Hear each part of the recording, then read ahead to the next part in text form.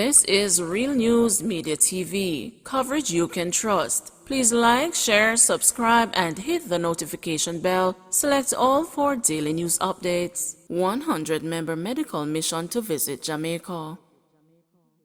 A 100-member medical mission from the United States is to visit Jamaica to help alleviate the strain on the country's public health system. The mission, which is expected to be here for the period October to December, was organized following discussions with the Ministry of Health and Wellness. It will be undertaken under the auspices of the Jamaican Consulate in New York. The outreach will be headed by Dr. Trevor Dixon of Jaja Foundation and Dr. Robert Clark of Help Jamaica Medical Mission in conjunction with Claudette Powell, head of the Northeast Medical Committee, and other partners drawn from across the U.S. Other collaborators include the Organization of International Development, Jamaica Nurses Group of New York, Lyra Davis Foundation, Jamaica Nationals Association, and MUOC. The members are expected to operate on a 10-day rotation before that complement is replaced by a new cohort.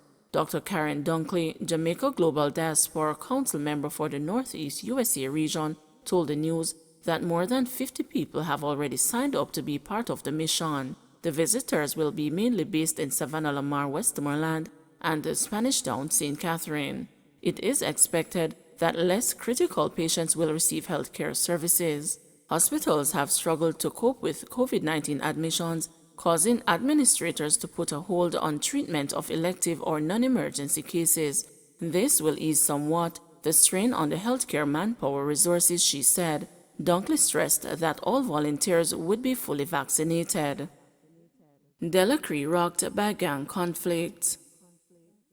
Residents of Delacree Pen are attributing the continuous ongoing conflict among rival gangs as the reason for the shooting incident of two men last Saturday afternoon. According to the residents, one of the injured men, Dane Campbell, otherwise called Good Youth, was shot while visiting a shop in the community he commonly frequents. One resident who spoke to the news on condition of anonymity explained that Campbell is a humble man that always tries to avoid trouble. Me know him for years. Me and him a neighbor. Him just humble. Him keep himself to himself. Him and nobody no have nothing, she said. In this instance, residents believe that Campbell was just in the wrong place at the wrong time. They also revealed that armed thugs have been pressuring young men to participate in criminal activities over the past few weeks. If anybody refuses, they are hunted down and snuffed out. A relative of one of the injured men shared that the man dem a say anything that is not unruly a go dead. Wednesday the same man dem kill me brethren. Violence is not new to the Delacree Pen community, as various gangs have clashed with each other to determine leadership of the area. A years it a gone, everybody just want to be a Don, so somebody just want to run the place. So they're killing off one another to see who can run the place.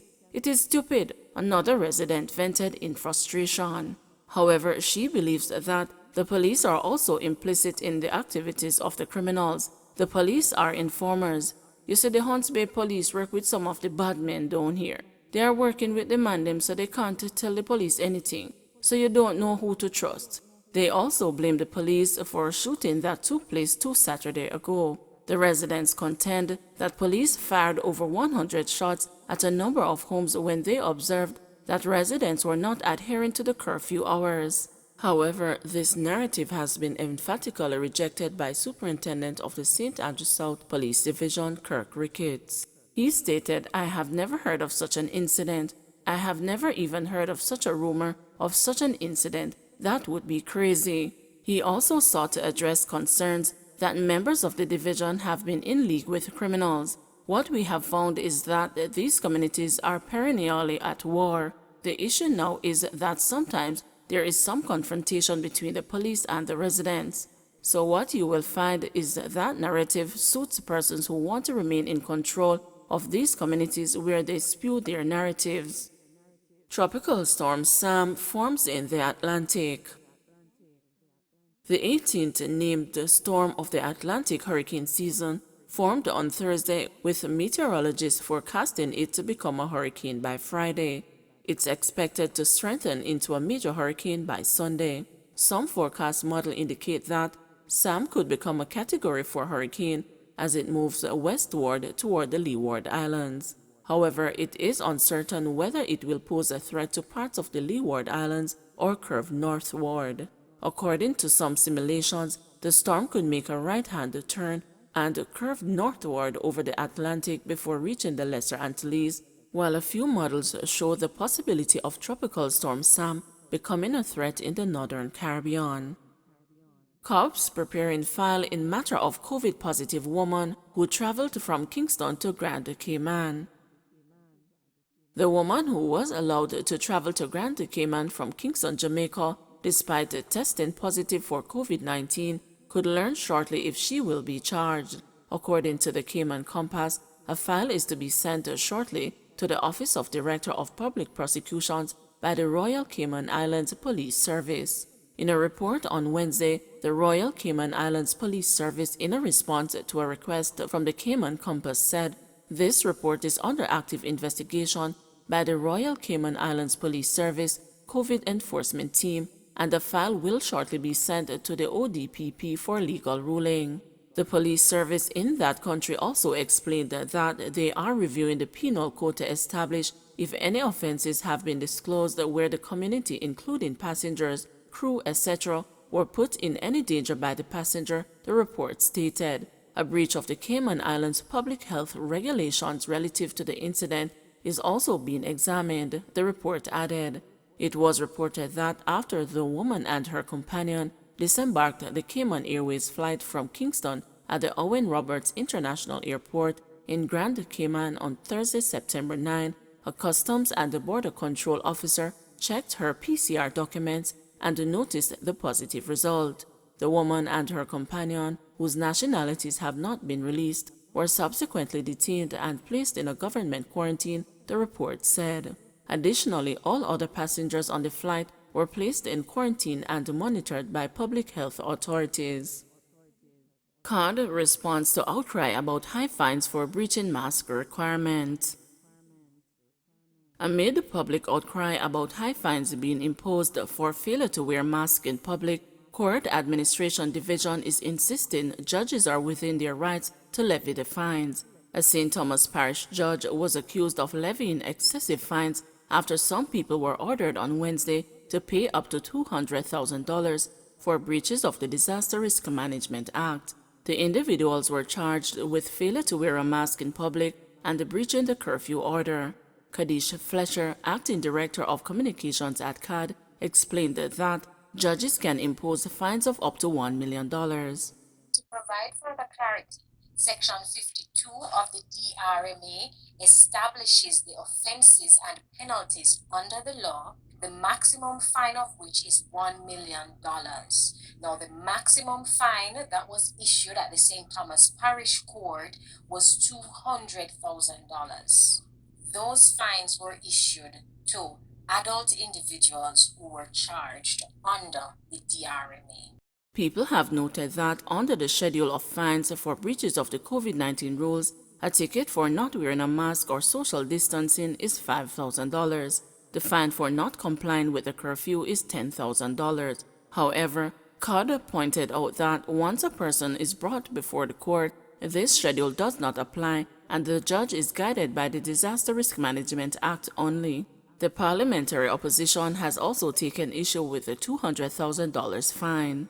Spokesperson on Justice, Senator Donna Scott Motley, argued that the fine was extremely high and she believed the judge's discretion should have been exercised differently.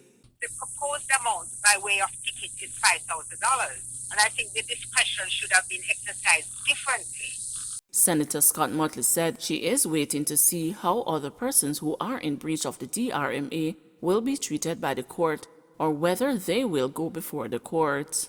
I hope that what we can see is that everybody is treated the same way. So I certainly am waiting to see how other persons who are in breach of the DRMA will be treated by the court or whether they will go before the court. But the fine was extremely high in my opinion.